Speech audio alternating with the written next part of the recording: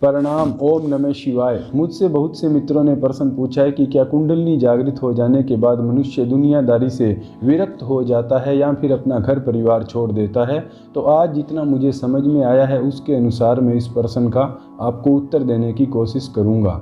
शुरुआत में यह प्रश्न मेरे सामने भी आया था जब मेरी कुंडलिनी शक्ति जागृत नहीं हुई थी। उससे कोई हफ्ता भर पहले मैं वीडियो वगैरह देख रहा था और आपको पता है कि जब आदमी वीडियो वगैरह देखता है तो कहीं ना कहीं ये बात आ ही जाती है कि जब आदमी की पूरी कुंडलिनी जागृत हो जाए तो वह विरक्त हो जाता है और वह अपने शरीर को छोड़ देता है और इस तरह से। और फिर हमारे सामने दो ऐसे उदाहरण हैं भारत देश की जो दो महान विभूतियाँ स्वामी विवेकानंद और जगत गुरु शंकराचार्य। एक ने 39 वर्ष की आयु में अपने शरीर को छोड़ दिया और दूसरे ने 32 वर्ष की आयु में अपने शरीर को छोड़ दिया। तो ऐसे में ऐसा सोचना स्वाभाविक है कि कहीं मेरे साथ भी वैसा ना हो जाए। लेकिन फिर मैंने सोचा कि उन लोगों ने उस वक्त शरीर को छोड़ा लेकिन उनको ज्ञान तो बहुत पहले ही प्राप्त हो चुका था और उसके बाद में उन्होंने बहुत सा काम भी किया। तो अगर ऐसे में मेरी कुंडलिनी जागती है और उसके 10 वर्ष तक बाद में मैं जीवित रहता हूँ तब भी फिर मुझे इस बात का कोई धोखा नहीं है। और ऐसा इसलिए नहीं है क्योंकि असत्य में कितने भी वर्ष चाहे आदमी जी ले लेकिन सत्य में अगर वह एक क्षण भी जी लेता है तो वह उन सभी वर्षों के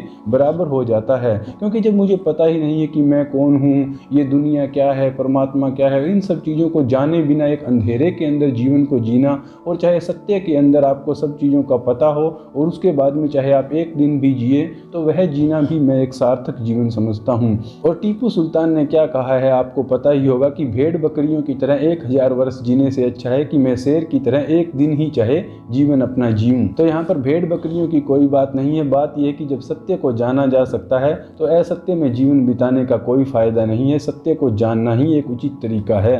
अब हम थोड़ा सा विरक्ति की डेफिनेशन को देख लेते हैं। हालांकि यह गहन चर्चा का विषय और बहुत बड़ा टॉपिक है लेकिन फिर भी हम थोड़ा सा देख लेते हैं कि विरक्ति का साधारण रूप से यही अर्थ होता है कि जब हमारा दिल किसी काम को कर करके उब जाए और उसको करने का मन ना करे तब हम कह सकते हैं कि आदमी विरक्त हो गया है। और ऐसा कैसे होता है? कुंडलिनी जागरण के बाद में मुझे यही समझ में आया है कि जैसे जैसे मनुष्य को सत्य का पता चलता जाता है वैसे वैसे असत्य जो है वह अपने आप ही छूटता जाता है। उसमें अलग से कोई छोड़ने की जरूरत नहीं है। तो अध्यात्म में जिस विरक्ति की बात की जा रही है वह मन की विरक्ति है। बाहर आदमी क्या करता है क्या नहीं करता है उस बात से कोई बहुत ज्यादा फर्क नहीं पड़ता। आदमी मन से विरक्त होना चाहिए। कहने का अभिप्राय यही है कि कोई महलों में रह रहा है तो इसका अर्थ ये नहीं है कि वह विरक्त नहीं है और कोई झोंपड़ी में रह रहा है तो इसका अर्थ ये भी नहीं है कि वह विरक्त हो ही गया है। कोई आश्रम में साधु सन्यासी के रूप में रह रहा है तो भी इसका मतलब ये नहीं है कि वह विरक्त हो ही गया है। और कोई आदमी गृहस्थ में रह रहा है तो इसका मतलब ये नहीं है कि वह विरक्त नहीं हो सकता। क्योंकि हमारे देश में तो ऐसे अनेक उदाहरण हैं कि जो लोग बिल्कुल राजा महाराजा रहे हैं वह भी परम विरक्त और परम योगी हुए हैं। अब हम थोड़ा सा इसको एक्सप्लेन करके देखते हैं कि विरक्ति क्यों जरूरी है और क्यों विरक्ति में परम आनंद है। इस चीज को भी हम थोड़ा सा देख लेते हैं।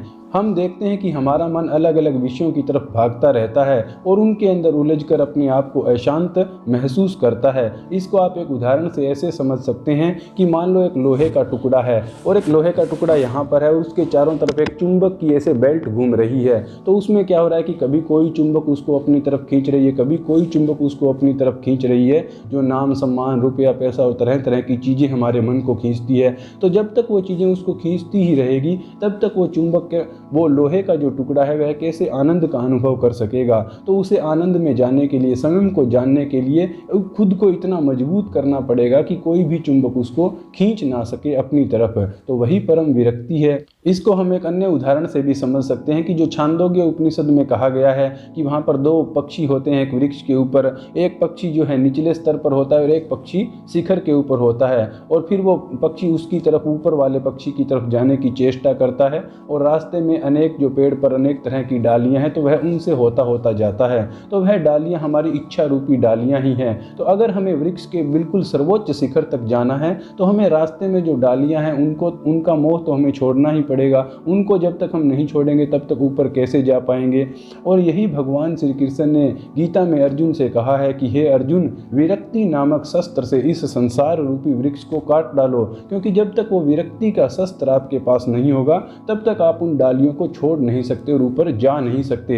कुएं का मेंढक जब तक कुएं से उसको विरक्ति नहीं होगी तब तक उसको समुद्र का पता कैसे लगेगा। जो हम अपनी छोटी सी जीवन में उलझे हुए हैं, जो फेसबुक व्हाट्सएप और एक छोटा सा अपना लिमिटेड दायरा है, अगर हमारी उससे विरक्ति नहीं होगी तो कैसे हम बड़ी बड़ी चीज़ों को जान सकेंगे, कैसे तंत्र मंत्र शक्तियाँ साधना आत्मा परमात्मा और इन सब विषयों का ज्ञान कैसे प्राप्त कर सकेंगे। तो इसलिए यह विरक्ति जरूरी है। और मैं अपने अनुभव से बता सकता हूँ कि इस विरक्ति के अंदर परम आनंद है। जैसे जैसे आप चीज़ों को छोड़ते जाते हैं वैसे वैसे आप हल्के और आनंदित और सुखी होते जाते हैं ऑटोमेटिकली ही, और बाहर भौतिक रूप से आपको कुछ भी छोड़ने की जरूरत नहीं है। तो जब व्यक्ति ऐसी पूर्ण विरक्ति की अवस्था में आ जाता है कि उसके मन में कोई खास इच्छा ना रहे और परमात्मा में ही उसका मन लीन हो जाए, तो फिर ऐसा व्यक्ति करता क्या है, क्या वह कुछ करता है या नहीं करता है। तो यहाँ पर देखिए कि जब तक ये शरीर है और जब तक हम इस जीवन के अंदर है तब तक तो व्यक्ति कर्म करता ही रहता है, लेकिन बाद में उसके जो कर्म है वो निष्काम कर्म हो जाते हैं, जैसा कि भगवान श्री कृष्ण ने गीता में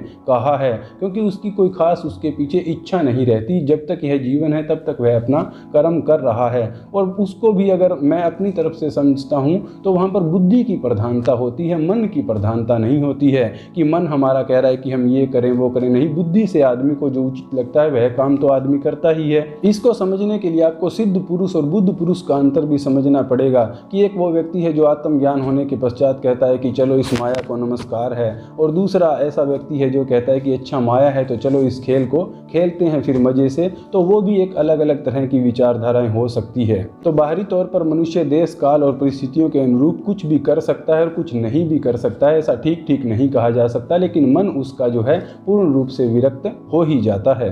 तो अब अगला सवाल यह है कि ऐसी विरक्ति आती कैसे है। तो इस बारे में आचार्य रजनीश ने एक स्टेटमेंट दी है जो मुझे बड़ी ही पसंद है। उन्होंने कहा है कि जब हमारा एक चीज़ से ज़्यादा हमें दूसरी चीज़ में आनंद आने लग जाएगा तो वो पहली चीज़ ऑटोमेटिक ही छूट जाएगी। जैसे कि जब आप बच्चे थे हो सकता है आपको टॉफ़ियाँ वगैरह ज़्यादा पसंद हो, लेकिन अब आप बड़े हो गए हो, आपको बड़ी चीज़ों का आनंद आने लग गया है, तो अपने आप ही उस चीज़ से विरक्ति हो गई है। तो विरक्ति ऐसे ही आती है, किसी चीज़ का दमन करने से कभी भी विरक्ति नहीं आती है। जो भी चीज़ आपके मन में जो भी इच्छाएं हैं आप उनको करके देख लोगे और आपको समझ में आ जाएगा कि इससे ज़्यादा आनंद तो किसी और चीज़ के अंदर है, तो तभी उस चीज़ की विरक्ति आती है। हालांकि ये भी एक पूरा डिटेल में जो है चर्चा करने वाला टॉपिक है, क्योंकि ऐसा नहीं है कि आप कोई गलत काम करें तो उसको करते ही जाओ कि अपने आप ही विरक्ति आ जाएगी। तो इसमें आपको काफ़ी तरीकों का इस्तेमाल करना पड़ सकता है, लेकिन कुल मिलाकर अंत में आपको विरक्त हो जाना चाहिए, चाहे आप किसी भी तरीके से विरक्त होते हो। कहने का अभिप्राय यही है कि मन को बहुत ज़्यादा दमन करने की ज़रूरत नहीं है, उसको समझाने की ज़रूरत है और उसको किसी नई दिशा में लगाने की ज़रूरत है ताकि वह उसके आनंद को समझ सके और उस पुरानी वस्तु को छोड़ सके। और ऐसी विरक्ति को आने में समय कितना लगता है, तो समय ऐसी विरक्ति धीरे धीरे ही आती है। ऐसा नहीं है कि रात को आप सोए, आपको रुपया पैसा गाड़ी धन दौलत सब कुछ चाहिए था और सुबह जब आप उठे तो आप एकदम से ही विरक्त हो गए। ऐसा नहीं होता है। एक एक करके, मान लो आपकी बहुत सारी इच्छाएं हैं तो एक एक करके वो कम होती जाएंगी और वैसे वैसे आप उस विरक्ति के आनंद को अनुभव करते जाएंगे। तो अगर मैं अपनी बात करूं तो 3.5 साल उस बात को हो गए हैं कुंडलिनी जागरण को, और उसके बाद में मैं वैसे तो अपने आप को पूर्ण विरक्त ही समझता हूं जब मैं अपने आप को ब्रह्म के नज़रिए से देखता हूं। और ऐसा बहुत सी बार हुआ है कि मैंने शादी ब्याह का भी वो मैंने छोड़ दिया कि होगा तो ठीक है, नहीं होगा तो ठीक है, उस बारे में भी मैंने कोई वो नहीं किया। और प्राण छूट जाएं तो छूट जाएं, ऐसा भी बहुत बार होता है कि हम ध्यान में बैठे हैं या ऐसी बहुत अवस्थाएं आ जाती है कि ऐसा लगता है कि कहीं अब प्राण ही ना छूट जाएं। तो उस अवस्था में भी ऐसा बहुत बार हो गया कि प्राण छूट जाए तो छूट जाए, कोई दिक्कत नहीं है। तो वैसे देखा जाए तो बंदा जो है पूरा विरक्त ही है। लेकिन दूसरी तरफ से देखा जाए तो हमें ये माया पसंद भी है और इस माया का ये शानदार खेल चल रहा है, उस खेल को मैं जो है खेलना भी चाहता हूँ, इसमें कोई मुझे समस्या नज़र नहीं आती है। तो जब तक दुनियादारी में है तब तक हम इसकी चीज़ों के साथ भी जुड़े हुए हैं। और वैसे देखा जाए तो अंदर से तो आदमी ब्रह्म ही है, परमात्मा ही है। तो ऐसे भाव आने में मुझे कितना वक्त लग गया, 3-4 साल का वक्त तो लग ही गया। और उसमें भी बात यह है कि मैं तो शादीशुदा भी नहीं हूँ, तो अपने आप ही ऑटोमेटिक ही बाल ब्रह्मचारी हूँ, योगी हूँ, और सारा दिन अपना तो काम यही है कि परमात्मा का चिंतन करना और ध्यान भजन जो भी है अपना ज्ञान विज्ञान चलता रहता है। तो उस सब के बावजूद भी 3-4 साल मुझे ऐसे भाव लाने में अगर लग गए, तो अगर आप दुनियादारी में और गृहस्थ जीवन में उस तरह से उलझे हुए हैं तब तो आपको बहुत ज़्यादा समय लग जाएगा। और इसमें भी वही है कि जब योगी योगी अपने प्राण छोड़ता है तो अपनी मर्जी से छोड़ता है, तो उसमें डरने की कोई बात नहीं है। अगर आप अपने आप में उस तरह की योग्यता विकसित कर सके या उस उच्च स्तर के आप योगी बन सके, तो जब भी आपके प्राण निकलेंगे आपकी मर्जी से ही निकलेंगे। और ऐसा भारत में बहुत से महापुरुषों ने पहले भी किया है और आगे भी करते रहेंगे, तो इसमें घबराने वाली कोई बात नहीं है। निष्कर्ष रूप में यह कहा जा सकता है कि विरक्ति एक परम आनंद की अवस्था है और विरक्ति के बाद भी व्यक्ति अपना जीवन जीता है और वह भी परम आनंद की अवस्था के अंदर ही होता है। लेकिन आप जो डर रहे हो कि कहीं विरक्ति ना हो जाए, ऐसा इसलिए है क्योंकि अभी आप में समझ नहीं है, तो उतनी समझ नहीं इसलिए आप डर रहे हो। बाद में तो हो सकता है कि ऐसी हालात आ जाए कि आप परमात्मा से विरक्ति मांगने लग जाओ, जैसे कि स्वामी विवेकानंद किया करते थे कि हे देवी मुझे वैराग्य दो, मुझे वैराग्य दो। तो आप खुद मांगोगे कि मुझे विरक्त होना है, अब मैं बहुत हो गया इस झगड़े में पड़े हुए को, तो आप खुद विरक्ति मांगोगे। ऐसा भी हालात आपके साथ हो सकता है और ऐसा एकदम भी नहीं होता। यह प्रक्रिया धीरे धीरे चलती है, धीरे धीरे आपके मन को समझ में आता है, चीज़ें छूटती है और काफ़ी ज़्यादा समय लग जाता है और आप बिल्कुल आराम से चीज़ों को देख कर समझ कर और उनको छोड़ सकते हैं। तो इसमें कोई भी घबराने और चिंता की बात नहीं है। तो जितना मुझे समझ आया उतना मैंने विरक्ति के बारे में बता दिया। हालांकि बड़ा टॉपिक है, फिर बाद में इस पर डिटेल में और भी बातें होंगी। तो ओम नमः शिवाय।